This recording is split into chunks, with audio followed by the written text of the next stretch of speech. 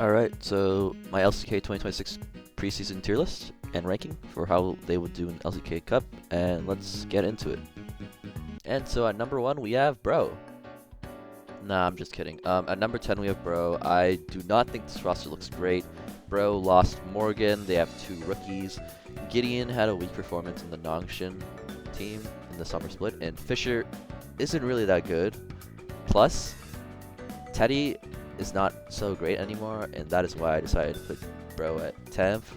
They could be 9th, but they do have not a lot of experience with a bunch of weak players after losing Morgan, so that's why I put them here. The DRX team doesn't really look that bad at 9th place. But yeah, we have DRX at 9th place, and the players on it aren't that bad. We have Rich in the top lane, he's a fine player.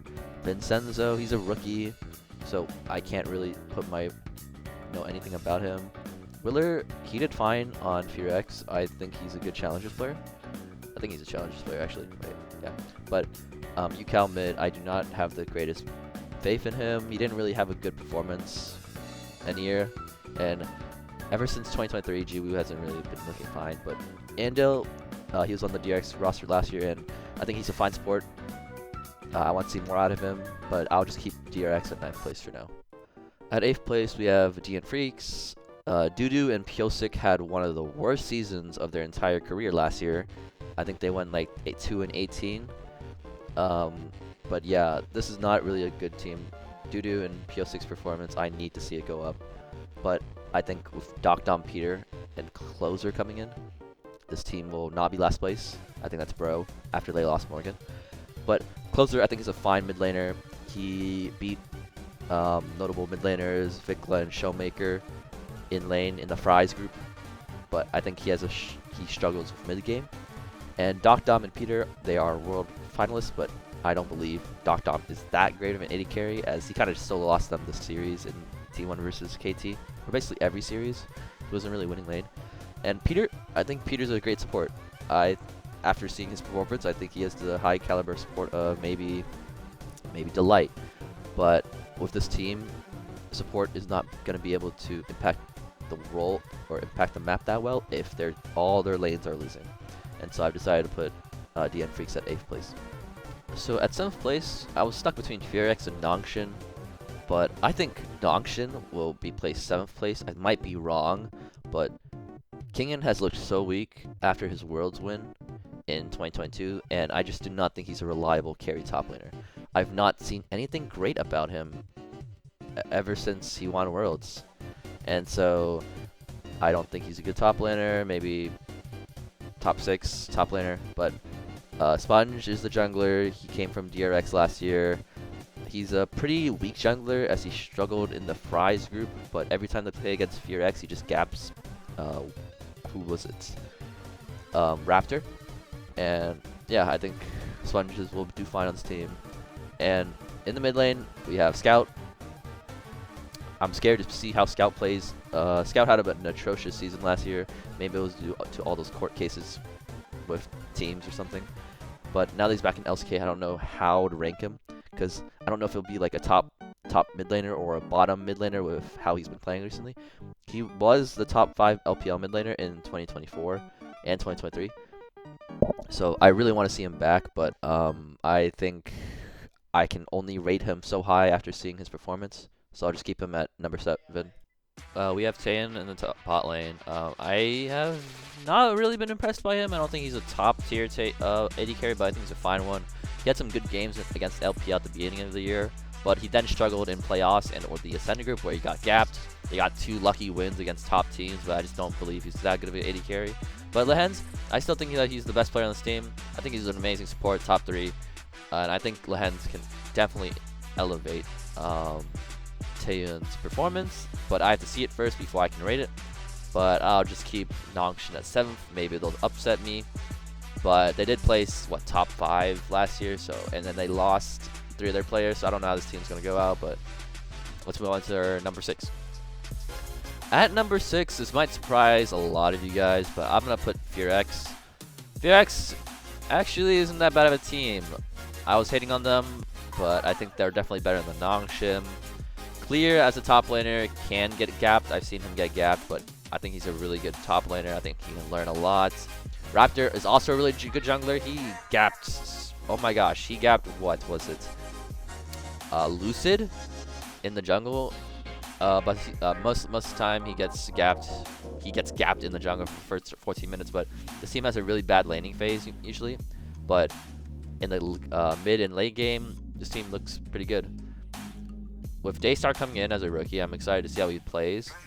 And I hope Vikla doesn't play. I'm sorry, I'm a Vikla hater. I don't know if you guys know this. I still don't like him. After he came to NA and then just like shot everything in the hole, like I can't say anything good about him besides that he gaps Showmaker every time. My GOAT Showmaker, he gaps him every time he plays. But yeah, moving on to our bot laner, we have Diablo. Everyone's saying this guy's a prodigy. I don't know. I am excited to see how he plays though. I never really saw anything. Maybe it's because his team kind of blows, but I want to see how he does. Kellen is a pretty stable support. If Diablo got a better support, I think this team would be greater. But he's pretty stable support, not better than the Lehens, even though Lehens low ranked. But I believe this team can indeed play better, and you know could make top 5. Maybe beat my GOAT Showmaker again. You know, yeah. At number 5, we have Dplus KIA, my favorite team. Siwu and Lucid, I think, had an amazing year last year. Although they struggled against top teams, I think they will bounce back. Showmaker hasn't really been looking in form ever since 2023. I think it just scares me a little bit, as I really want him to come back to form. As I do believe, I really want him to play naturally and be at his peak like he did in 2020 and 2021. Really great RE player. I really wish I could get to see more if this TF and Zoe people would talk about. But anyways, they upgraded their bot lane. Now we have Aiming and Career, 2 rookies from the challenges, and upgraded and replaced Aiming and Barrel. And I hope Showmaker can indeed lead these youngins to a top 3 finish. I'm really looking forward to how Aiming and Career perform. On T1, Aiming pretty fine. Career I have not seen anything of, but I don't know how this like 4 young team. I mean, this is Siwu's second year, but is it Siwu's second year? I don't know. It's either Lucid or Siwu. But I don't know. Showmaker is just, I don't know. But I need Showmaker to come back in form if they want to make top 4. This team just looks like maybe top 5 at most. I think they could be even 6, but this is my favorite team. This is as far as I am going to put them up here.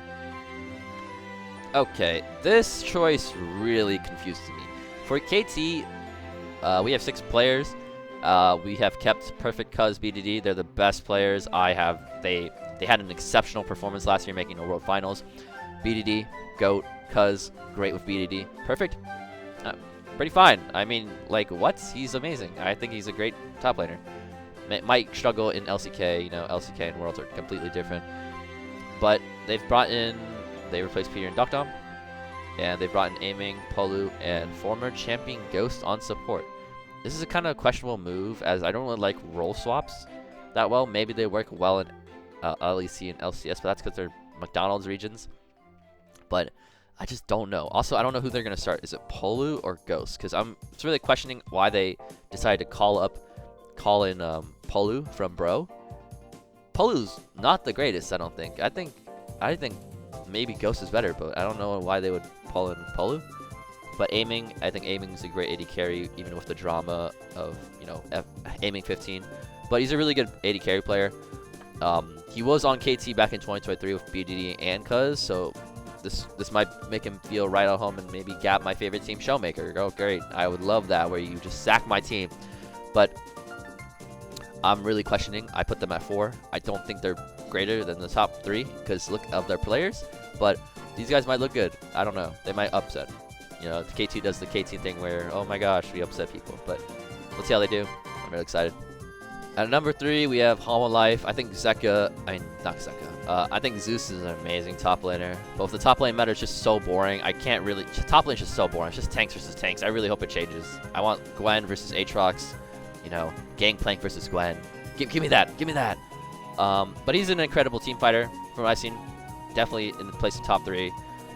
I think he's top 2 actually. I don't think he's better than Doran. I think Doran. I still don't think Doran's a great player, but.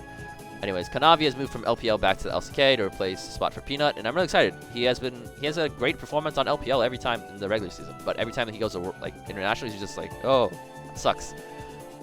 Zeka, I think of Zeka as someone who can only play assassins like Silas and Akali, burst champions down. But over time, he's been getting better at mages, so I've been starting to have a lot more faith in him, such as his Orianna, Talia, and Aurora. But whatever you do, don't put this guy on Azir. He will solo lose you the game. I see Zeka locking Azir. I'm dead. Just kill me already. For the swap changes, we have Gumayushi, another T1 player, along with Zeus, that's coming from T1 as World Champions. He's a very versatile and hardworking player, I think. I think he'll work fine on his team. I don't know how he'll work with Delight. I think Delight can do well if he's on, like, you know, his pocket picks of Alistar and something, but since Delight can't play Enchantress, I wonder how this will work for next year. But I think they'll beat T1 maybe and qualify, but I think they'll lose to them in the regular season. So, but it's hit or miss. I don't know how T1 will do against them. But yeah, I'll put them at number 3. At number 2, we have T1. T1 are world champions. If that, they've made a roster change of Gumayushi leaving on his own and replacing him with Pace. Anyways, let's start from the top to the bottom. Doran, I think, has gotten a lot better. I still don't like him. I'm not confident in his skill. Owner, best jungler. These guys, well, I think will struggle in the regular season a lot with having to play with Pace, because we haven't really seen. They have to get used to. That's how they do. They struggle in the regular season. Then as time moves on, maybe they'll do better in summer and spring rankings. But yeah, Owner, best jungler, competing with Canyon. I think Owner has looked more consistent than Canyon, but maybe I'm wrong. Faker is Faker. He hasn't looked that bad. And with Pace coming in, I'm kind of happy that Pace is coming in. I'm kind of a Pace fan. I think this is an upgrade, not an upgrade nor a downgrade, as Pace is a great player. He used to gap Gumayushi, but that's because he was on Gen.G. But I think Pace's only problem before was that his agency and not able to step up. But after joining the LPL on JDG, this guy can carry now. Like, it's not even funny. He removed that problem of himself of not being able to step and carry. Now he can. After carrying Old Man Scout, Jesus Christ, I feel so bad, but I'm really happy to see how Pace will do. And with Kiria too, the support genius, I think Pace will be a monster on this team. I think they could also possibly beat Gen.G and Hanwha Life if Doran doesn't start running it down and protects Pace. So this is a good ranking, top 2. Well, I want to see how they do first. I can't just put them at 1. Now for number 1. I don't think this is too surprising. I think at number 1 is Gen.G. No matter who it is, I believe Gen.G in this roster will always win. These guys are just so consistent. These guys are just so great. We have Canyon in the jungle, Keen never losing top, Chovy and Ruler always performing. These guys are just like absolute giants. And Doro, he's been getting better each and every year. So I just am super confident these guys can make it to first stand. If they don't make it first stand, it's alright. They'll probably make it to MSI, and they'll obviously make it to Worlds. Like, there's no way these guys will lose. So they've made it to Worlds. They've always imploded at Worlds, but always in the regular season they have performed. So number 1, Gen.G. Super happy to see how they do next year. How they beat T1, how they beat Hanwha Life, and yeah, that's all for me. And I'll do LEC next, and then maybe do LPL. I'm kind of sad about the Shy taking a break, and you know. But yeah, I'll see you guys later. Peace.